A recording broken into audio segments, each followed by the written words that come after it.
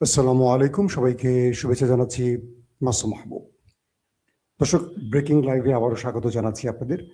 বেশ কিছু ব্রেকিং খবর থাকছে আজকের লাইভ সেশনে। প্রথম খবরটি হলো, আয়াতুল্লাহ আলী খামেনিকে হত্যায় ভেতরে কে জড়িত ছিলেন, কাকে সন্দেহ করা হচ্ছে, কেন ইরান তার শীর্ষ ব্যক্তিদের রক্ষা করতে পারছে না। দ্বিতীয় গুরুত্বপূর্ণ খবর, ইরান এবার শত্রুর বুকে বড় রকম আঘাত হেনেছে। কোথায় কি পরিমাণ ক্ষতি হয়েছে, মার্কিন এবং দখলদার দেশটির কতজন নিহত হয়েছে সেই বিষয়টিও জানাবো। পাশাপাশি ইরান মার্কিন সবচেয়ে বড় যুদ্ধ জাহাজে আক্রমণ করার দাবি করেছে এবং ড্রোন ভূপাতিতের মতো ঘটনাও ইরান ঘটিয়েছে, সেই বিষয়টি আমরা জানাবো। দর্শক, প্রথম যে বিষয়টি আমরা শুরু করতে চাই সেটা হলো, ইরানের ভেতরে বিশ্বাসঘাতক নির্মূল করতে কেন পারছে না ইরান। ইরানের সর্বোচ্চ নেতা তিনি যে বৈঠকটি করছিলেন, কয়েকটি সূত্র দাবি করছে যে তিনি একটা বাংকারের ভেতরে অবস্থান করছিলেন এবং সেই বাংকার থেকে তাকে তার কার্যালয়ে ডেকে আনা হয়েছে। তাকে যে ডেকে আনা হয়েছে এটা আমেরিকা কিংবা ইসরায়েল জানে কি করে? কে তাকে ডেকে এনেছে তার কার্যালয়, যেখানে ইরানের সর্বোচ্চ নেতার সাথে যে কেউ দেখা করতে পারেন না, অথবা দেখা করতে আসলেও তাদেরকে খুব সিকিউরিটির মধ্য দিয়ে আনা হয়। অনেককে চোখ বেঁধেও নাকি আনা হয়, যারা তার লোকেশন ট্র্যাক করতে না পারে। মানে ইরানের ভেতরেও শীর্ষ পর্যায়ের লোকদেরও চোখ বেঁধে আনা হয়, যাতে লোকেশন অবস্থান বুঝতে না পারে। এরকম তথ্য কিছু কিছু আউটলেট দিয়েছে। তাহলে ইরানের সর্বোচ্চ নেতা একটা জায়গায় মিটিং করছেন, তার সাথে ইরানের সর্বোচ্চ 40 জন শীর্ষ ব্যক্তি একসাথে উপস্থিত। এটা আমেরিকা ইসরায়েলের কাছে তথ্যটা গেল কি করে? এই গেল কি করে, এটার উত্তর চলেন আমরা খুঁজতে শুরু করি, তাহলে অনেক কিছু বেরিয়ে আসবে। একটা বিষয় আমাদের প্রথম মনে রাখতে হবে যে ইরানের সর্বোচ্চ নেতা, ইরান যদিও দাবি করেছে যে তিনি কোনো বাংকারে যাননি, তিনি সাহসিকতার সাথেই তার কার্যালয়ে অফিস করেছেন এবং বলেছেন যদি মৃত্যু আসে মৃত্যু বরণ করে নেব, শাহাদাতের তামান্না আমার মানে আমার স্বপ্ন। এটা কে বলেছেন? Ayatollah Khamenei. এটা ইরানের ভাষ্য। তারপরও যখন একজন ব্যক্তি বোঝেন তার মৃত্যুতে একটা রাষ্ট্রের অনেক বড় বা একটা জাতির অনেক বড় ক্ষতি হবে, তিনি নিঃসন্দেহে এই বোকামির জীবন বেছে নেবেন না, এটা নিঃসন্দেহে আমরা বুঝতে পারি। কয়েকটি সূত্রের বক্তব্য আসছে এরকম। দর্শক, একটা সেকেন্ড, জরুরি একটা ফোন আসছে। হ্যালো, একটু গেটে শব্দ করেন, আমার ছেলে খুলে দেবে। আমি একটু লাইভে না, আমি লাইভের মধ্যে আছি। তো এখন যে বিষয়টি তৈরি হয়েছে, যে মানুষটিকে হত্যার জন্য আমেরিকা পাগল প্রায়, সেই মানুষটির নিরাপত্তা কারা ব্যর্থ হয়েছে, কারা সেটাকে সঠিকভাবে করতে পারেনি, বা তাকে কারা ডেকে সেই জায়গাটিতে এনেছে, এই বিষয়টি নিয়ে এখন ব্যাপক আলোচনা শুরু হয়েছে। প্রিয় বাবু,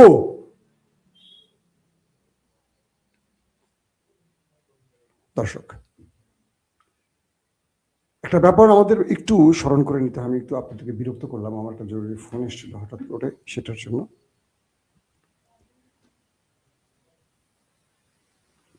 আমরা যে ব্যক্তির কথাটা এর আগেও আপনাদের বারবার বলেছিলাম, ইসমাইল কানি, আপনারা তার ছবিটা অনেকে জানেন, তাকে চেনেন। ইসমাইল কানিকে, এই ব্যক্তিকে বারবারই সন্দেহ করা হচ্ছে বিশ্বাসঘাতক হিসেবে। তিনি ইরানের রিপাবলিকান গার্ডের দ্বিতীয় সর্বোচ্চ নেতা। যখন হিজবুল্লাহর প্রধান শীর্ষ নেতা হাসান নাসরুল্লাহকে হত্যা করে দখলদার বাহিনী, তার 15 থেকে 20 মিনিট আগে এই ভদ্রলোকের সাথে মিটিং করে হাসান নাসরুল্লাহ। দেখেন কি সেন্সিটিভ একটা ব্যাপার, খেয়াল করবেন। তো এই ভদ্রলোক যখন তার সাথে গুরুত্বপূর্ণ মিটিং করেন, এরপর তিনি সেখান থেকে, মানে হাসান নাসরুলের সাথে মিটিং করে বেরিয়ে আসেন। এরপর আমরা দেখলাম, আমি আপনাদেরকে সেই ছবি আর দেখাবো, ইসমাইল কানির ছবিটা দেখানোর চেষ্টা করছি। তো সেই ভদ্রলোক ভদ্রলোক বলবো না কি বলবো জানি না, আমার ধারণা সাসপেক্ট, বিশ্বাসঘাতক হতে পারে সে। তো এই ব্যক্তি হাসান নাসরুল্লাহর সাথে একটা গোপন স্থানে মিটিং করে বেরিয়ে আসার পর কিছুক্ষণ পর সেখানে অ্যাটাক করে দখলদার বাহিনী। কানি বেঁচে যান, হাসান নাসরুল্লাহ মারা যান। এই ব্যক্তি যখন হামাসের সর্বোচ্চ নেতা ইসমাইল হানিয়া যে হোটেল রুমটিতে অবস্থান করছিলেন সেখানে তিনি গিয়েছিলেন এমন তথ্য পাওয়া গেছে। যখন তিনি সেখান থেকে বেরিয়ে আসেন, হাসান নাসরুল্লাহ দুঃখিত ইসমাইল হানিয়ার সেই দেখা সাক্ষাৎ শেষ করে তিনি যখন বেরিয়ে আসেন কিছুক্ষণ পর সেখানে বিস্ফোরণ ঘটে। তার মানে আরেকজন ব্যক্তিকে, মানে হামাসের সবচেয়ে বড় কমান্ডার, রাজনৈতিক শাখার প্রধানকে আমরা হারালাম। যখন এই ব্যক্তি, আপনারা দেখতে পাচ্ছেন স্ক্রিনে, যখন ইরানের প্রেসিডেন্ট ইব্রাহিম রাইসি এবং পররাষ্ট্রমন্ত্রী আমির আবদুল্লাহিয়ান মারা যান, ঠিক তার আগেও এই ব্যক্তির সাথে তাদের লাস্ট লোকেশন, মানে কথা হয়েছে এবং লাস্ট লোকেশন হয়তো বা শেয়ারিং হয়েছে তাদের মধ্যে। মারা যান ইব্রাহিম রাইসি, মারা যান পররাষ্ট্রমন্ত্রী আমির আবদুল্লাহিয়ান। তুর্কি কয়েকটি সূত্র দাবি করছে ইরানের সর্বোচ্চ নেতা তিনি একটি নিরাপদ স্থানে ছিলেন। এখন অনেকে বলবেন যে সেই বাংকারে তো আমেরিকার হিট করতে পারতো না, আমেরিকা তার B-2 বোম্বার্স দিয়ে, বাংকার ব্লাস্টার বোমা দিয়েও ইরানের পারমাণবিক ক্ষেত্রে কিচ্ছু করতে পারে না। তার মানে ইরানের সর্বোচ্চ নেতার জন্য তার চেয়েও নিরাপদ বাংকার অবশ্যই ইরান তৈরি করে রেখেছে, কারণ পারমাণবিক বা তাদের যে ইউরেনিয়াম তার চেয়ে মূল্যবান এই খামিনি নামক ব্যক্তিটি। সূত্রগুলো বলছে যে তিনি বাংকারে অবস্থান করছিলেন।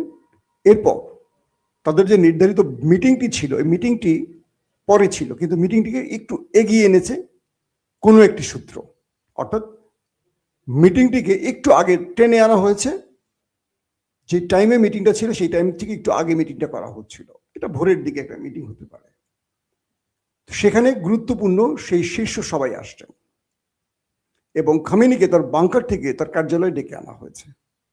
যেহেতু ইরান প্রতি মুহূর্তে রিয়েল টাইম ইন্টেলিজেন্সের মাধ্যমে বা স্যাটেলাইট তথ্যের মাধ্যমে ইরানকে অগ্রিম সব তথ্য পৌঁছে দিচ্ছিল যে কখন আমেরিকার মানে বিমান উঠছে, কখন মিসাইল মারছে, এটা তো সঙ্গে সঙ্গে চীন জেনে যাচ্ছে এবং সঙ্গে সঙ্গে ইরানকে দিচ্ছে। বলা হচ্ছে ইরানের যেই টেবিলে এই তথ্যটি দেওয়া হয়েছে চীনের পক্ষ থেকে, সেই টেবিলও এটার সাথে জড়িত, অর্থাৎ এই তথ্যটি খামেনিকে নিশ্চিত করা হয়নি বা খামেনির সিকিউরিটি প্রধানকে নিশ্চিত করা হয়নি। তার মানে একজন ব্যক্তি না, একটা টিম কাজ করেছে আমেরিকা বা ইসরায়েলের হয়ে।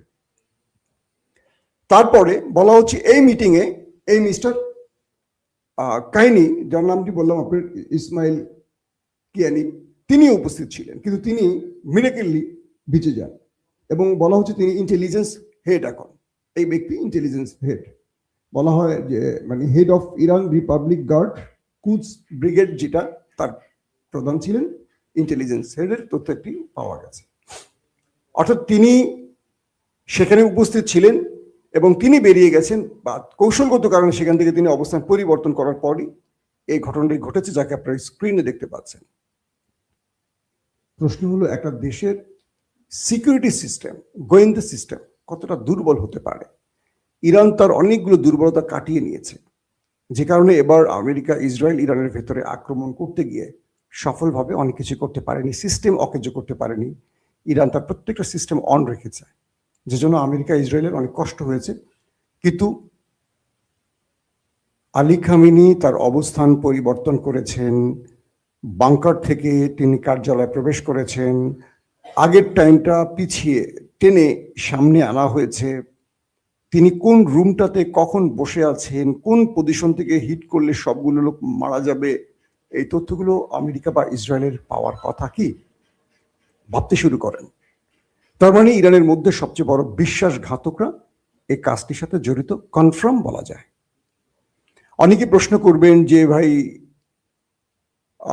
কি বলবো, যে এটা অন্য সিস্টেম, এটা রেডিও সিস্টেম, এটা আর্থকুইক সিস্টেম, এটা ওই সিস্টেম সেই সিস্টেম। বিজ্ঞানের অনেক ভাষা বলবে, আসলে বিজ্ঞানের ভাষা না। সবচেয়ে বড় জিনিস হলো, যখন ঘরের ভেতরে বিশ্বাসঘাতক থাকে তখন আমেরিকার কোনো পেগাসুস লাগে না, কোনো সাইবার কি বলবো হ্যাকিং সিস্টেম লাগে না, কোনো উপগ্রহ তথ্য লাগে না। তখন একটি মোবাইল সংকেতের মাধ্যমে অবস্থান নির্ণয় করা খুব সহজ হয়। ধরেন আমার 4 জন বডিগার্ড আছে, সবাইকে আমি বলছি যে আমার জীবনের প্রয়োজনে কেউ মোবাইল ইউজ করবা না, তোমরা সবাই এই মানে এই মোবাইল টাইপটা বা এটা তোমরা ব্যবহার করো, এটাতে আমাদের নিজের তৈরি। কিন্তু এর মধ্যে একজন জিপিএস অন করে রেখেছেন, কারণ তার সাথে আমেরিকার চুক্তি আগে থেকে আছে, কারণ সে আমার বডিগার্ড। তো তার অবস্থান মানে আমার অবস্থান বোঝা যাচ্ছে, এই তো। তো এই ব্যক্তিকে সন্দেহের তালিকায় রাখা হয়েছে। আমি সূত্র ধরে খবরগুলো দিয়েছি, এটা আমার বানানো বা মন গড়া তথ্য না। আপনার হয়তো আমি আজকে দিয়েছি, কাল পরশু থেকে এর নামটা দেখবেন আলোচনায় চলে আসবে। তো এখন এই পদ্ধতিতে ইরানের শীর্ষ নেতাকে বাংকার থেকে তার কার্যালয়ে টেনে আনা হয় এবং সেখানেই আঘাতটা করা হয়। দুঃখজনক হলেও সত্য, শুধু আলী খামেনি না, ইরানের শীর্ষ সবগুলো ব্যক্তি শাহাদাত বরণ করেছেন। সেনা প্রধান, আইআরজিসি প্রধান, গোয়েন্দা প্রধান, প্রতিরক্ষা মন্ত্রী, মানে একদম গুরুত্বপূর্ণ সব ব্যক্তি। এখন আপনারা হয়তো অবাক হবেন বা কষ্ট পাবেন যে ভাই তাহলে তো ইরান হেরে গেছে। না, বিগত 12 দিনের যুদ্ধে ইরানের টপমোস্ট 20 জনকে মেরে ফেলেছিল। সেখানেও আইআরজিসি, বিমান, নৌ প্রধানরাও ছিলেন। প্রত্যেকের বিকল্প ইরান কয়েক ঘন্টার মধ্যে তৈরি করে ফেলেছে। আমি বিশ্বাস করি ইরান এদের বিকল্প তৈরি করে ফেলেছে এবং তারা অপারেশন শুরু করে দিয়েছে। কিন্তু দুঃখজনক হলেও ইরান যুদ্ধের আগে তার বিশ্বাসঘাতকে শেষ করতে পারে না। আরো মানে দুর্বল বা দূরের বিশ্বাসঘাতকগুলো শেষ করেছে, এটা মোটামুটি কনফার্ম। কিন্তু সবচেয়ে কাছের বিশ্বাসঘাতকটাকে হয়তোবা নির্মূল করতে পারেনি বলে আজকে অনেক বড় মাসুল দিল ইসলামিক প্রজাতন্ত্র ইরান। দর্শক, খামেনিকে হত্যার পর আইআরজিসির নতুন কমান্ডার নিয়োগ হয়ে গেছে, আমরা শুনতে পেরেছি। সব সেক্টরে নতুন ব্যক্তি বসছেন এবং প্রেসিডেন্ট মাসুদ পেজেশকিয়ান অল্পতে বেঁচে গেছেন, কারণ তার উপরও অ্যাটাক হয়েছে। তিনি বেঁচে ফিরে জাতির উদ্দেশ্যে ভাষণ দিয়েছেন। এরপর তিনি বলেছেন, আমরা শত্রুকে ইতিহাসের সর্বোচ্চ মূল্য চুকাতে বাধ্য করব। ইরান তার জীবনের সবচেয়ে বড় আঘাত করতে যাচ্ছে। তারপরেই আমরা দেখলাম ইরান বৃষ্টির মতো অ্যাটাক শুরু করেছে। আমরা দেখেছি ইসরায়েল, এই একটু আগে আমি দেখলাম আমার চ্যানেলে আরেকটা সংকেত চলে এসছে, ওয়ার্নিং আসা পড়ছে পূর্বের একটা ভিডিওর নাম দিয়ে। কতক্ষণ টিকে রাখা যায় জানি না, আল্লাহ ভালো জানে, দোয়া করবেন।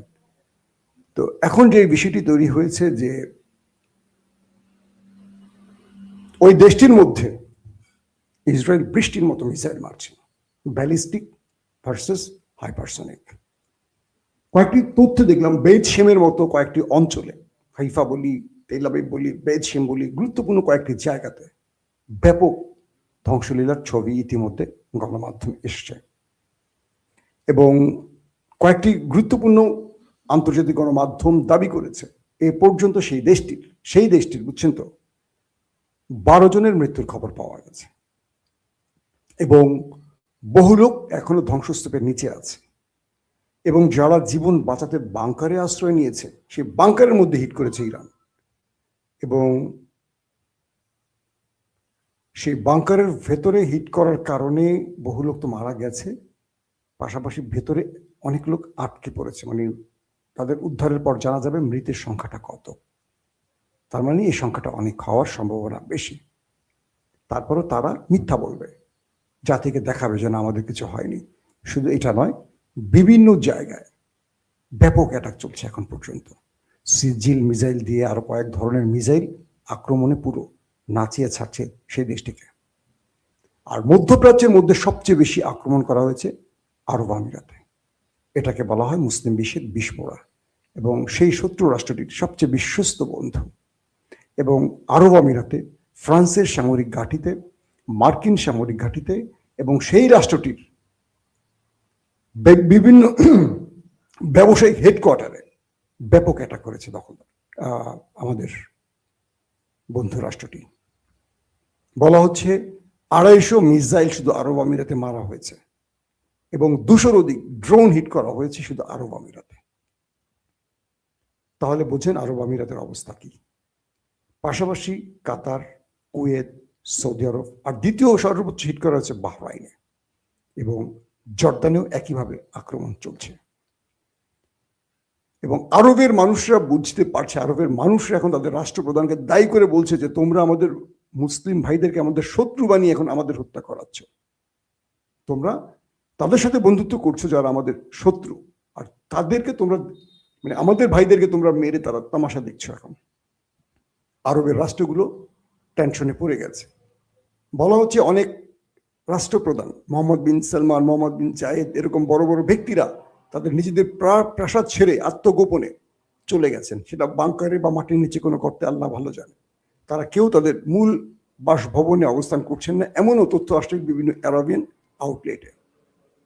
তো সবকিছু মিলে ইরান যে খেলা শুরু করেছে বা যে পাগলামি শুরু করেছে বা যে ঝড়ের গতিতে অ্যাটাক শুরু করেছে, এতে করে মার্কিন 27টি মানে মার্কিন যুক্তরাষ্ট্রের 27টি সেনা ঘাঁটিকে তারা টার্গেট করেছে। 6টি রাষ্ট্র, কিন্তু 27টি ঘাঁটি তারা টার্গেট করেছে।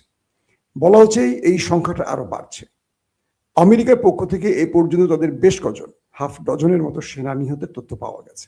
আমেরিকা এই পর্যন্ত প্রথম তারা স্বীকার করেছে এবং তারা নিজেরাই বলেছে এই প্রথম ইরানের হাতে আমাদের প্রথম দফায় আসতে 3, এই কিছুক্ষণ আগে দেখলাম যে 5 বলা হচ্ছে, কারণ বেশ কজন আহত হয়েছে, নিহত হয়েছে। আর ইরান দাবি করেছে তারা মার্কিন প্রায় 250 সেনাকে ওপারে পাঠিয়েছে। এটা ইরানের দাবি, কারণ আমেরিকা আস্তে আস্তে সেটা স্বীকার করবে কিনা, বাড়াবে কিনা, সেটা সময়ের আলোকে বোঝা যাবে। পাশাপাশি আমেরিকা দাবি করেছে তারা ইরানের একটি যুদ্ধ জাহাজকে ক্ষতিগ্রস্ত করেছে অ্যাটাক করে। আর ইরান দাবি করেছে মার্কিন সবচেয়ে বড় অহংকারের যে আব্রাহাম লিঙ্কন, এটাকে তারা টার্গেট করেছে এবং 4টি ব্যালিস্টিক মিসাইল ছুড়েছে তার উপর, এবং বলেছে তারা একটি যুদ্ধ জাহাজকেও উড়িয়ে দিয়ে মানে ডুবিয়ে দিয়েছে আমেরিকার। এটা কে বলছে? ইরান বলছে। পাশাপাশি মার্কিন ড্রোন ভূপাতিত করেছে, এবং আজকে আমরা যে সময় লাইভটি করছি এখন পর্যন্ত ইরান বিভিন্ন সেক্টরে অ্যাটাক করে যাচ্ছে, এবং ইরানের আইআরজিসির পক্ষ থেকে বা ইরানের প্রেসিডেন্টের পক্ষ থেকে সর্বোচ্চ প্রতিশোধের ঘোষণা চলে এসছে। এবং সেই ঘোষণার পর থেকে ইরান তাদের যারা মারা গেছে সেই শোকটা ভুলে সেই শোক থেকে শক্তি সঞ্চয় করে এখন পাল্টা প্রতিরোধ করছে। একদিকে তাদের প্রতিরোধ ঠেকাতে হচ্ছে ইরানকে, দ্বিতীয় তাদের আঘাত করতে হচ্ছে, তাও কি বিশ্বের শক্তিধর অস্ত্রের মালিক 2টো দেশের বিরুদ্ধে। সঙ্গে আরব রাষ্ট্রগুলো, বিশ্বাসঘাতক বা ভীতু কাপুরুষ আরব রাষ্ট্রগুলো, সবচেয়ে মজার বিষয় দেখেন, যারা আমেরিকাকে পেট্রোডলার দিয়ে বাঁচিয়ে রেখেছে, আমেরিকার অর্থনীতিকে বাঁচিয়ে রেখেছে যে আরব, সেই আরব আজকে দেখলো যে ইরানের কোনো মিসাইল থেকে তারা রক্ষা পাচ্ছে না। তাদেরকে যে প্যাট্রিয়ট থার্ড বা আরো উন্নত মানের আকাশ প্রতিরক্ষা সিস্টেম এরা দিয়ে রেখেছিল আমেরিকা, কিচ্ছু মোকাবেলা করতে পারছে না। সবচেয়ে ইন্টারেস্টিং ব্যাপার হলো এটাই যে আরবের টার্গেটগুলোতে, বিমান বাহিনীকে, নেভাল হেডকোয়ার্টারে, গুরুত্বপূর্ণ জায়গাগুলোতে, কাতার, কুয়েত, দোহা, আরব আমিরাত, দুবাই টার্গেট করে হিট করতেছে। একটা পর একটা মিসাইল ঢুকতেছে আর হিট করতেছে, ধাম ধাম ধাম ধাম করে মারতেছে তারা। কিন্তু আকাশ প্রতিরক্ষা সিস্টেম ব্যর্থ ইরানের অ্যাটাকের কাছে। তার মানে আরব এইটুকু বুঝে গেছে যে তারা তাদের পাপের শাস্তি পেতে শুরু করেছে। যদি ইরান এটা বলবৎ রাখে আরো কয়েকদিন, এবং ইরান যদি শুধু মার্কিন ঘাঁটি না, বিশ্বাসঘাতকদের হেডকোয়ার্টারে, রাজা বাদশাদের হেডকোয়ার্টারে মারা শুরু করে, আমার মনে হয় সবচেয়ে বাকিটা না বলি। তো এই পরিস্থিতিতে ইরান তার শেষ লড়াইটা করছে, মরণ কামড়টা দিচ্ছে, কোনোভাবে ছাড় দিচ্ছে না কাউকে। এবং পৃথিবীর একমাত্র দেশ রাশিয়া, চীনও যেটা সাহস করে নাই, ইরান সে সাহসটা করেছে। আপনারা এখন হয়তো বলবেন যে ইরান কি করেছে, এত বছর ধরে কি করেছে? একমাত্র ইরানই তো তাদেরকে আঘাত করার সাহস করেছে। চারদিকে শত্রু, ইরানের মুসলিমরাই শত্রু, টেনে ধরছে পেছন থেকে, তারপরও যে চোখে চোখ রেখে আঘাত করছে, এটা কজনে পারে? ইমানের সবচেয়ে বড় জায়গাটা হলো শক্তি না, সাহস। বুকে আল্লাহর শক্তি সঞ্চয় করে সাহস। আল্লাহ রসুলও 313 জন বা 15 জন নিয়ে বদরে মুখোমুখি হয়েছেন বিশাল বাহিনীর বিরুদ্ধে, যেখানে তার কাছে নামে মাত্র কোনো অস্ত্র ছিল না। বিজয় দেওয়ার মালিক আল্লাহ, এটাকে মনে রাখতে হবে। আপনার কাছে আধুনিক কি আছে না আছে তার চেয়ে বড় জিনিস হলো বিজয় দেওয়ার মালিক আল্লাহ। সব থাকার পরও গতবার ওই দেশটি পরাজিত হয়েছিল 12 দিনের যুদ্ধে।